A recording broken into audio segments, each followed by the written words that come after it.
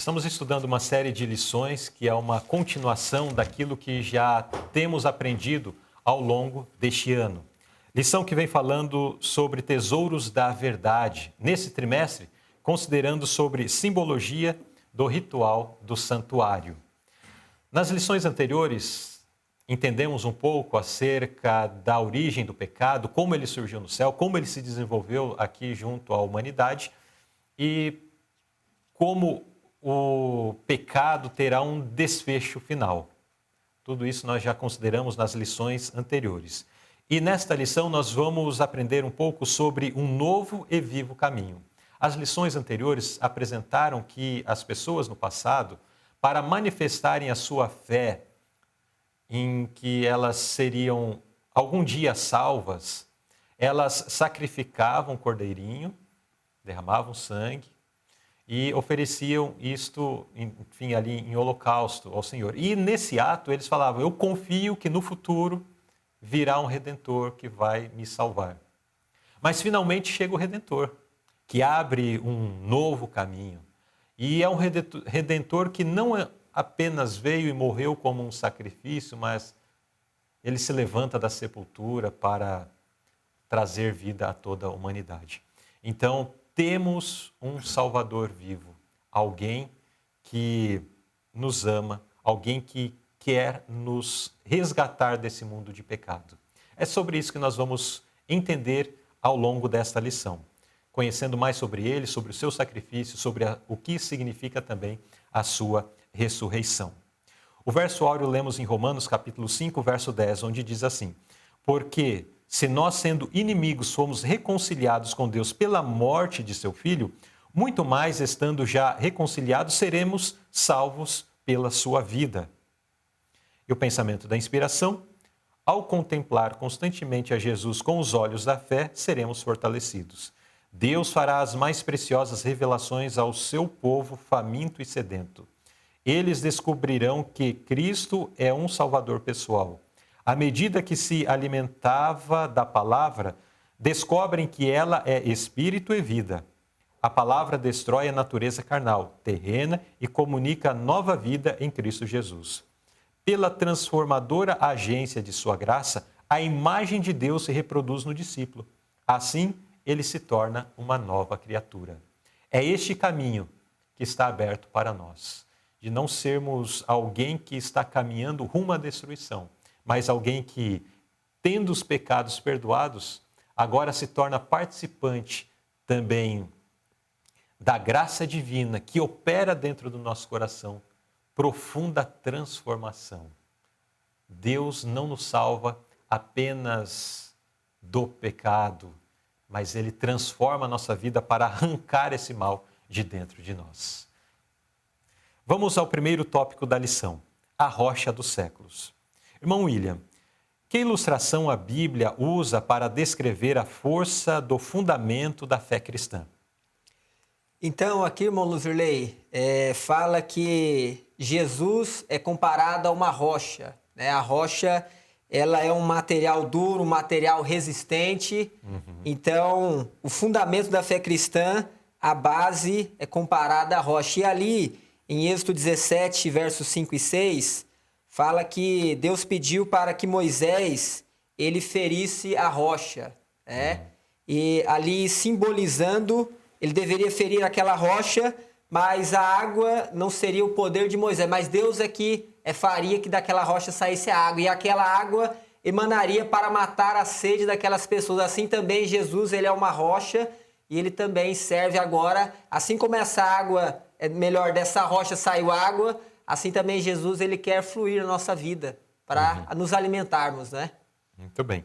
Então, a Bíblia usa o elemento, ou dos elementos mais brutos, ou não de embrutecimento, mas de dureza, né? Sim. De firmeza. Durabilidade, né? Algo que é sólido, que dá sustentação, né? Consistência, para dizer que esta é a base, né? O fundamento da nossa fé. Sim. E que a rocha também é Cristo, né? Isso. Cristo é esta rocha que sustenta toda a edificação espiritual. Perfeitamente. Inabalável. Sim. E me faz lembrar aqui, irmão Luzulei, por exemplo, numa casa, quando são feitos os fundamentos, né? Colocam-se os alicerces e ali é colocado vários materiais, inclusive a pedra. Então precisa a casa ser bem solidificada, né?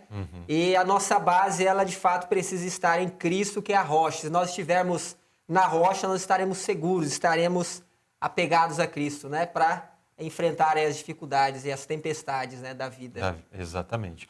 Muitas pessoas às vezes colocam a sua firmeza sobre a opinião de um líder, Sim. sobre a opinião de uma outra pessoa ou de alguma literatura que não seja, né, a palavra de Deus ou que não seja Cristo. Sim. E os seres humanos, eles, em dado momento, eles podem decepcionar. Ainda que não decepcionem. Às vezes é aquela pessoa que vai até o final da vida agitando e tal, e eu sempre admirado.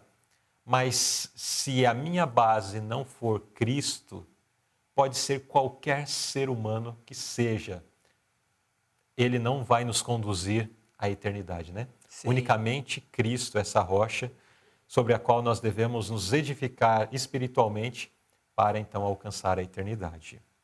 Agora, como e por que Jesus escolheu vir a este mundo? Ele é a rocha, né? Esse é o fundamento. Sim. Mas agora, como, então de que forma, né, ele veio a este mundo e por que ele escolheu vir a esse mundo? Sim. Então, Jesus, ele foi gerado pelo Espírito Santo no ventre de Maria. Ele nasceu em uma família pobre, uma família humilde. Aqui, segundo o texto do Evangelho de Lucas, cita que os pastores, né, o anjo falou para os pastores e falou que eles veriam um sinal que era, acharão um menino envolto em panos deitado numa manjedoura. Então nós vemos que o Criador do universo, um ser celestial, ele veio a esta terra e não nasceu em um berço de ouro, né? Mas a cidade estava, né, a gente sabe da história, os internautas aqui também conhecem, né? A cidade estava lotada, era um tempo de recenseamento, e Jesus agora nasceu em uma humilde manjedoura, né?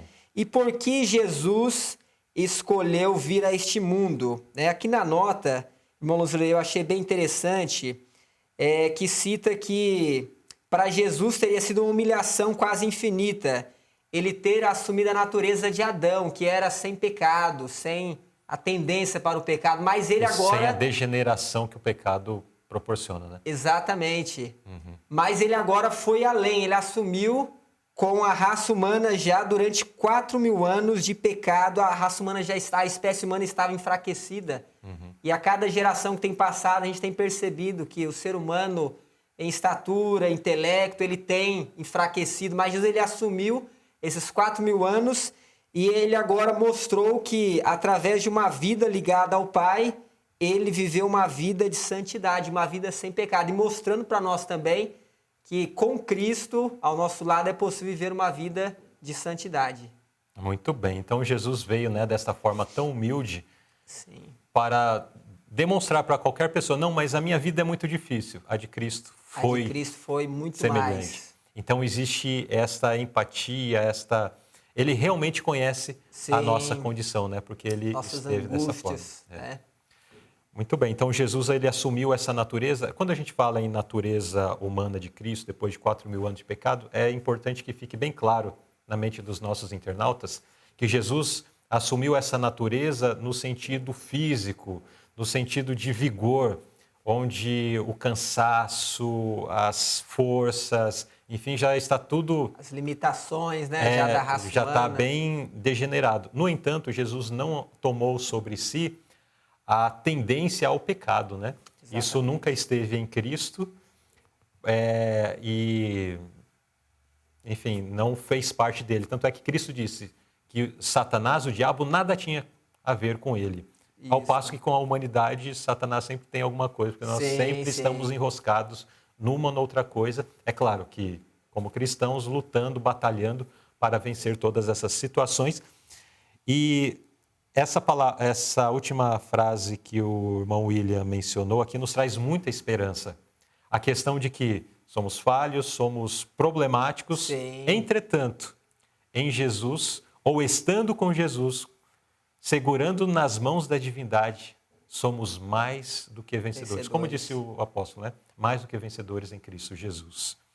Essa é uma garantia, é uma certeza, é a esperança que todos nós devemos ter. Portanto, querido internauta, vamos nos fixar nessa rocha, nesse fundamento que é Cristo Jesus. Oi, apareci aqui no final do estudo de vocês para poder fazer um convite muito especial. Você conhece o canal Timotinho? Timotinho de Timóteo? Não conhece? É um canal exclusivo para estudo das crianças. As crianças podem estudar as suas lições todos os dias. Nós estamos com atividades respondendo junto com elas, para que elas possam estudar a lição com alegria, né? E responder todas as lições. Assim como vocês fazem também o estudo da lição dos adultos, nós temos o estudo da lição dos infantis. Então, se você não conhece, corre lá, procura lá no YouTube, canal Timotinho. E aí você se inscreve, dá seu like, assiste os nossos vídeos e também tem o convite que vocês podem fazer para os sobrinhos, netos, filhos, mostrando que eles têm agora um conteúdo cristão para estudar a lição e assim vocês podem ficar tranquilos que eles estão fazendo uma coisa muito boa, né? Então eu convido você, eu aguardo você lá, que você possa se inscrever. Tchau, tchau!